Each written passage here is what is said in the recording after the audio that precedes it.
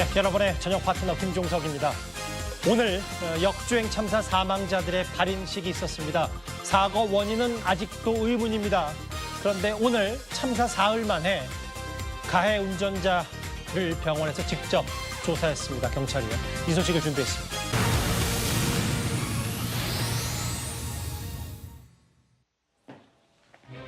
저희가 준비한 4위로 먼저 가보겠습니다. 주체가 누굴까요? 대화 없이 눈 인사만. 오늘 국민의힘의 4명의 당권주자 가운데 윤상현 후보만 빼고요. 한동훈, 원희룡, 나경원 세 후보가 한국자유총연맹 70주년 창립 기념식에 참석을 했습니다. 여기가 가장 규모가 큰 보수단체이기 때문에 표심과도 직결이 될 텐데요. 그런데 이 자리에 윤석열 대통령도 참석을 했습니다. 이현정 의원님. 네. 이렇게 되면 윤 대통령과 한동훈 후보가 총선 이후 오늘 처음 만난 셈이었어요. 그렇죠. 총선 이후에 이제 최근에 전화 통화를 한번 하고 그 이후에는 아마 처음으로 일단 만난 것 같습니다. 아무래도 이제 뭐 전체 행사니까 어떤 이야기를 주고받을 수 있는 그런 상황은 아닌 것 같고 당권주자들 지금 나경원 의원이라든지 그다음에 원희룡 후보 그다음에 한동훈 후보를 번갈아 가면서 인사하는 뭐 그 정도의 어떤 목례 정도만 인사를 나눈 것 같습니다. 예. 오늘 아마 대통령이 자유총연맹 창립 기념 행사에 특별히 참석을 했고 예. 특히 아마 이제 이게 보수 이 단체다 보니까 아무래도 당권주자들도 여기에 달려간 것 같습니다. 글쎄요, 뭐 화면에서 많은 걸 다 확인할 수는 없습니다만 왼쪽이 당시 서해 수호의 날 정확히 104일 전에 최원일 함장의 설명을 듣고 대통령과 당시 비대위원장, 집권 여당의 비대위원장 신분으로 이제 얘기를 나눴다면 오늘은 줄이 달랐어요. 윤 대통령과 뒤에 한동훈 후보가 자리했습니다. 뭐 이게 어색하다면 어색하고 아니라면 아닐 수 있겠는데 최진봉 교수님, 왜냐하면 이런 거겠죠.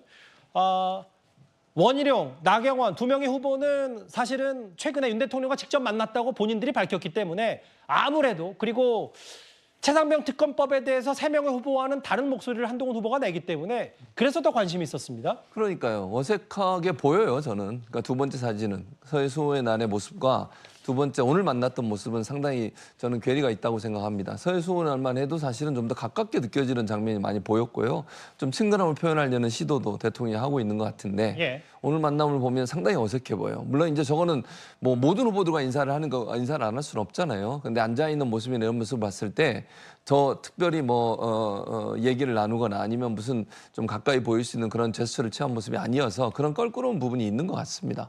윤석열 대통령 뭐 어쨌든 여러 가지 최수근 해병 관련된 특검법 이런 문제에서 다른 목소리를 내는 부분이나 또는 약간 현 정부의 실정에 대해서 일정 부분 또 바로잡아야 될 부분에 대해서 말하는 부분 이런 부분들이 사실 윤석열 대통령 상당히 좀 껄끄럽게 또는 좀 부담스럽게 느껴질 가능성이 있다. 그런 부분들이 표현된 하나의 장소가 아니었나 이렇게 생각합니다. 그러니까 오찬회동을 거절하고 아마 총선 이후에 처음 만난 윤석열 대통령과 한동훈 후보기 때문에 여러 관심을 좀 끌었고요. 오늘 그런데 국민의힘 당권 주자들이 이 얘기를 두고 이른바 내 탓 공방을 벌였습니다. 저희가 화면으로 꾸며봤는데요. 바로 한번 만나볼까요? 저희는 모두가 절실하게 뛰어야 승리할 수 있습니다. 선거 경험이 대단히 풍부한 베테랑 분들이 모두 힘을 모아서 우리 국민의 힘이 내세울 수 있는 최선의 선거운동을 하려는 겁니다.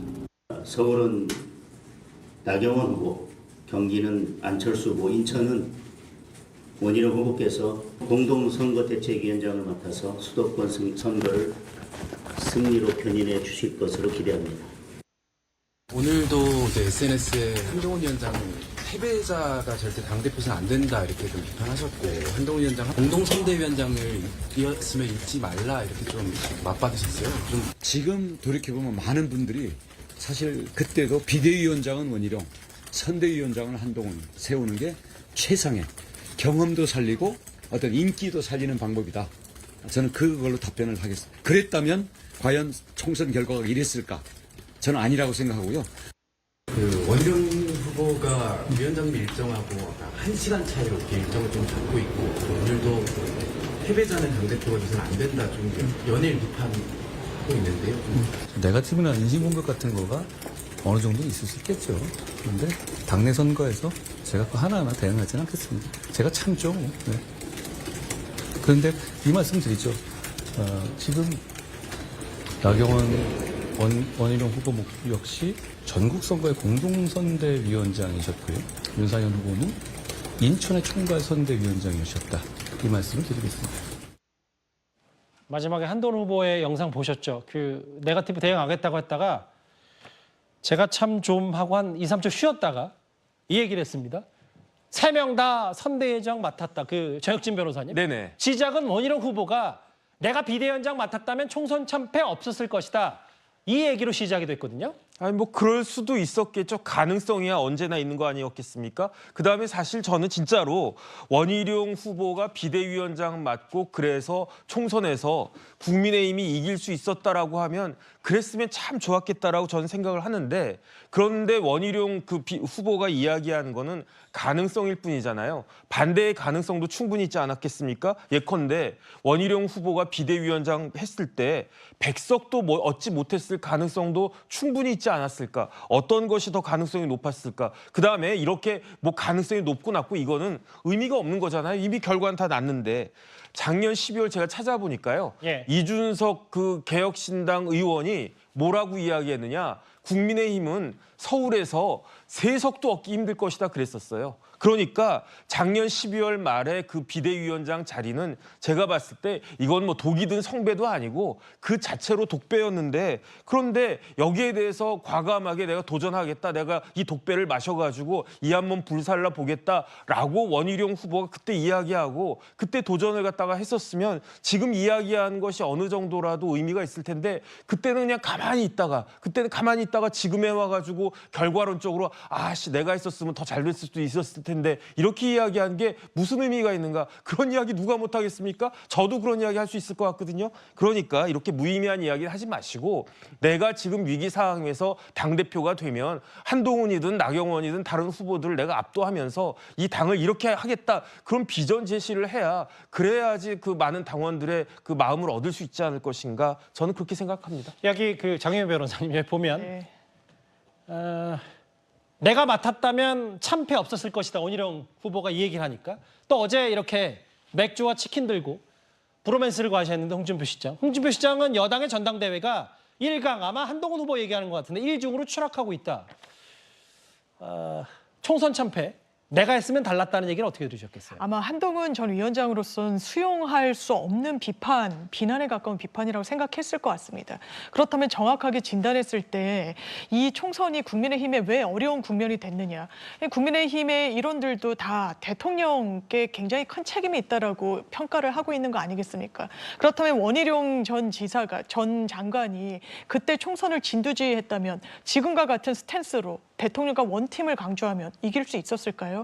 총선 참패에 대해서 한동훈 전 장관의 책임을 묻는 것도 왜 대통령과 제대로 된 거리두기를 하지 못했느냐. 그때 각을 정확하게 세웠어야 국민들의 마음을 얻을 수 있었는데 거기에 실패했다라는 진단이 나오고 있지 않습니까? 그런데 거기에 원희룡 전 장관이 갔다라고 해서 지금 같은 특히나 정치적인 입지라면 그때 승리로 견인할 수 있었을까요? 저는 한동훈 전 장관이 수용할 수 없는 그런 비판을 했다라는 생각이 들고요. 또 하나는 당연하지만 본인도 공동선대위원장이었습니다. 책임이 같이 있는 거죠. 누구 책임이냐라고 했을 때 니탁 공반응을 한다면 그게 당원들 마음에 가닿는 전략일까요? 좀 의문입니다. 그 한동훈 후보가 물론 뭐 최근에 지자체장들 뵙는 게 필수는 아니라고 했지만 내일 일단 오세훈 서울시장과 만납니다.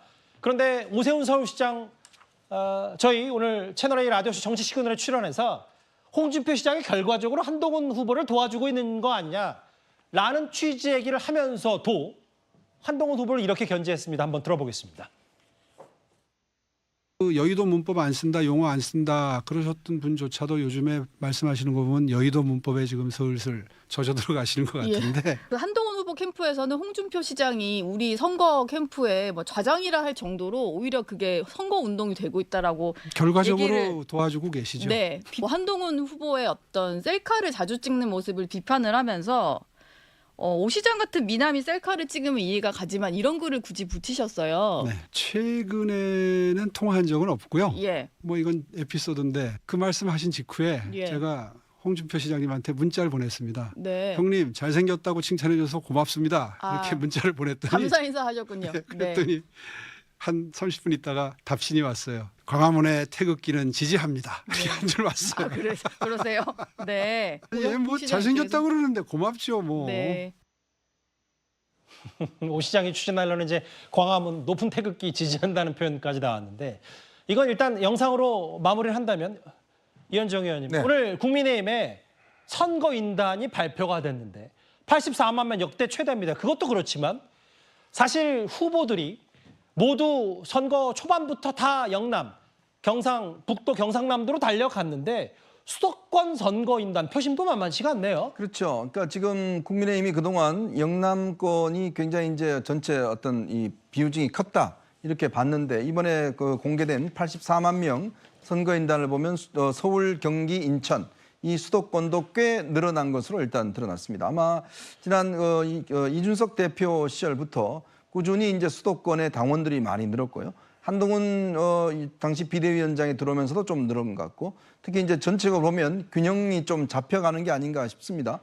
그동안 너무 영남권의 어떤 치우쳐 있었던 게 아닌가라는 그런 지적에서 이제 수도권이 저렇게 이제 올라오는 것 자체는 이번 선거 판도가 지금 후보들이 뭐 이제 영남권에 굉장히 자주 가고 있습니다. 거기 이제 구애를 하고 있는데 그에 걸맞게 또 수도권도 굉장히 비중이 커졌기 때문에 아마 이게 이제 나오면 앞으로는 아마 다음 주부터 이제 TV 토론이 본격적으로 시작이 되죠. 그렇죠. 이제 거기서 아마 저는 결판이 나지 않겠나 싶습니다. 왜냐하면 지금 사실은 뭐 자치단체장 만나봤자 별 소용이 없어요. 결국은 중요한 것은 당원들의 표심이고 이게 옛날처럼 무슨 시장이 좌우할 수 있는 인원이 별로 없습니다. 그렇기 때문에 결국은 많은 분들이 SNS나 뭐 이런 걸 통해서 소통하고 있고 또 이런 TV 토론을 통해서 결정하기 때문에 이번 같은 경우는 공중전이 굉장히 중요할 것 같습니다. 뉴스 시작합니다. 저는 동정민입니다. 정치권이 극한 충돌의 소용돌이로 빠져들고 있습니다. 윤석열 대통령은 후임 방송통신위원장에 야당이 강하게 반대해온 인사를 지명하고 민주당은 최상병 특검법안을 강행 처리했습니다. 내일 국회 개원식은 대통령이 민주화 이후 처음으로 불참을 시사에 연기됐습니다. 자, 먼저 이동관, 김홍일에 이은 방통위원장 후보로 이진숙 전 대전 MBC 사장을 지명했습니다. 이 후보자의 일성입니다. 지금 방송은 공기가 아니라 흉기다. 공영언론 다수가 민주노총 조직원이다. 방통위 2인 체제는 민주당이 만든 것이다. 민주당은 방통위원장에서 끌어내리겠다고 예고했습니다. 최승현 기자입니다. 윤석열 대통령이 신임 방송통신위원장에 이진숙 전 대전 MBC 사장을 지명했습니다. 방송에 대한 국민의 신뢰를 회복해 나갈 적임자입니다. 김홍일 전 위원장 자진 사퇴 이틀 만에 지명입니다. 이 후보자는 지명 인사에서 이례적으로 작심 발언을 쏟아냈습니다. 방송이 지금은 공기가 아니라 흉기라고 불리기도 합니다. 특히 공영방송이 그런 비판을 받고 있습니다. 특히 민노총 등 노동계가 공영방송을 장악하고 있다는 점을 문제 삼았습니다. 다수 구성원이 민노총의 조직원입니다. 정치 권력, 상업 권력의 압력에서 벗어나야 한다는 주장이 설득력을 가지려면 먼저 그 공영방송들이 노동 권력으로부터 스스로를 독립시켜야 합니다. 이미 공모 절차에 돌입한 MBC 대주주 박문진 등 공영방송 이사진 재편도 차질 없이 진행될 거라고 예고했습니다. 정부 내에서는 야당의 눈치 보지 않겠다는 대통령의 메시지라는 해석이 나옵니다. 정부 관계자는 김홍일 전 위원장보다 야당이 더 반발할 MBC 출신 인사를 지명한 건 공영방송 정상화를 차질 없이 진행하겠다는 의지라고 설명했습니다. 야당은 지명 직후 탄핵을 예고했습니다. 이건 최악입니다. 그래서 본인이 스스로 멈추는 것이 더 이상 망신을 자초하지 않는 거다. 윤 대통령은 금융위원장과 환경부 장관에 김병환 기획재정부 1차관과 김한섭 전 기재부 2차관을 지명했습니다. 채널A 뉴스 최승현입니다. 정치권 소식입니다. 여당 대표를 뽑는 국민의힘 전당대회다 보니 윤심이 역시 관심이죠. 오늘 윤석열 대통령과 당권주자 3명이 처음 한자리에서 만났습니다. 한동훈, 원희룡 후보 모두 악수를 했는데 어떤 장면이 연출됐을까요? 손인혜 기자입니다.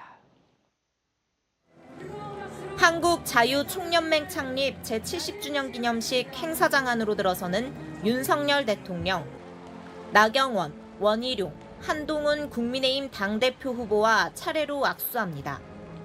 허리를 살짝 숙이고 윤 대통령을 맞는 나 후보, 한박 웃음으로 반기는 원 후보 다음으로 한 후보는 살짝 미소를 띤 채 예우를 갖춰 인사합니다. 윤석열 대통령께 큰 환영의 박수를 부탁드립니다. 원 후보는 주먹을 불끈 쥐고 대통령 연호에 박자를 맞추는 반면 한 후보는 정면을 응시하다 옆자리 친윤 권성동 의원과 대화를 나눕니다. 나 후보는 대통령과의 관계를 고려하면 자신이 적임자라고 했습니다. 한쪽은 너무 대통령과의 신뢰관계가 파탄됐고 또 한쪽은 너무 대통령을 팔았기 때문에 사실 두 분 다 자유롭지 않다. 나란히 인천을 찾은 원희룡 한동훈 후보는 총선 패배 책임론과 관련 날선 발언을 주고받았습니다. 비대위원장은 원희룡, 선대위원장은 한동훈 세우는 게 최상의 경험도 살리고 어떤 인기도 살리는 방법이다. 그랬다면 과연 총선 결과가 이랬을까? 저는 아니라고 생각하고요. 나경원 원희룡 후보 역시 전국 선거의 공동선대위원장이셨고요. 윤상현 후보는 인천의 총괄 선대위원장이셨다. 윤상현 후보는 대통령과 당대표의 갈등으로 당이 분열하면 또다시 무너질 것이라며 한 후보 사퇴를 요구했습니다. 채널A 뉴스 손인혜입니다. 네, 성혜란 기자와 여랑야랑 시작합니다. 첫 번째 주제 보겠습니다. 자, 보신 것처럼 만났어요. 뭐가 달랐어요? 맞습니다. TK만 달랐습니다. 네, 오늘 흥미로운 여론조사 결과가 하나 나왔는데요. 윤 대통령이 당대표 후보들 중 누구를 마음에 둔다고 생각하냐는 질문에 일단 전국에선 원희룡 후보가 44.4%로 1위를 차지했습니다. 네, 뭐 예상 가능한 결과인 것 같아요. 원 후보가 요즘 윤심 강조하고 있잖아요. 네, 원 후보가 출마 이후에 계속 밀고 있는 이 한동훈 배신자론이 먹힌 걸까요? 내가 옳다라고 밀고 들어가면서 대통령을 코너로 몰게 되면요. 그게 결과적으로 배신이 될까? 저희가 미리 경고음을 울려드리는 거죠. 배신은 처음부터의 배신이 아니라 결과가 배신이다. 그런데 보면 TK는 달랐어요? 네, TK는 달랐습니다. 이 국민의힘의 전통적 지지 기반인 대구, 경북에서는 오히려 윤 대통령이 마음에 두고 있는 후보 한동훈 후보가 35.4%로 1위였습니다. 제가 TK 지역 정치인의 취재를 해보니까 실제 윤 대통령이 그래도 20년 인연인 한 후보에게 마음이 있지 않겠냐 이렇게 생각하는 시민들이 꽤 있다고 하더라고요. 그래요? 그러면 진짜 윤심은 뭡니까? 겉으로는요, 이 개입 없다고 이야기를 하고 있죠. 하지만 대통령실 기류를 취재를 해보면 이 원 후보 쪽에 가깝다는 쪽이 다수였습니다. 오늘 행사에서도 엿보이는 걸까요? 이 윤 대통령을 마주친 한 후보의 표정보다 원 후보가 더 활짝 웃고 있죠. 윤 대통령과 넥타이 색깔부터 한마음처럼 보이네요. 하지만 대통령실 절대 대놓고 개입하진 않겠다고 합니다. 네. 한동훈, 홍준표, 오세훈 누가 네 편이고 누가 내 편입니까? 네, 이 세 사람 모두 여권의 유력 대권 주자들이죠. 이 밀착하거나 견제하면서 신경전이 시작됐습니다. 특히 정치 신인인 한동훈 후보가 주요 타깃이 된 것 같습니다. 보다는 여의도 사투리 아닌가요?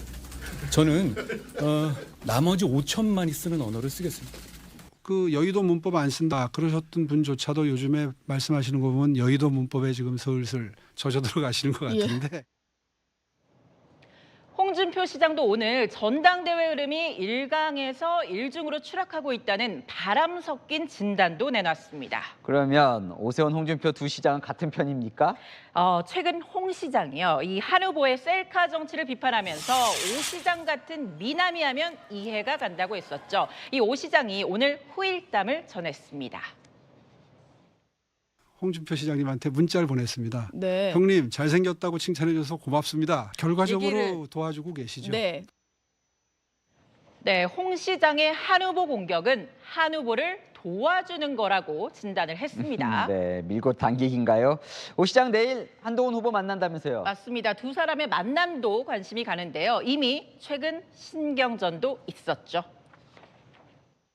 근데 런닝 셔츠를 그 국민들 보시라고 공개할 것 같지는 않은데요. 하지만 또 언제든 같은 편이 될 수도 있는 게 정치죠. 내일은 한 편처럼 같은 목소리를 낼지 지켜보죠.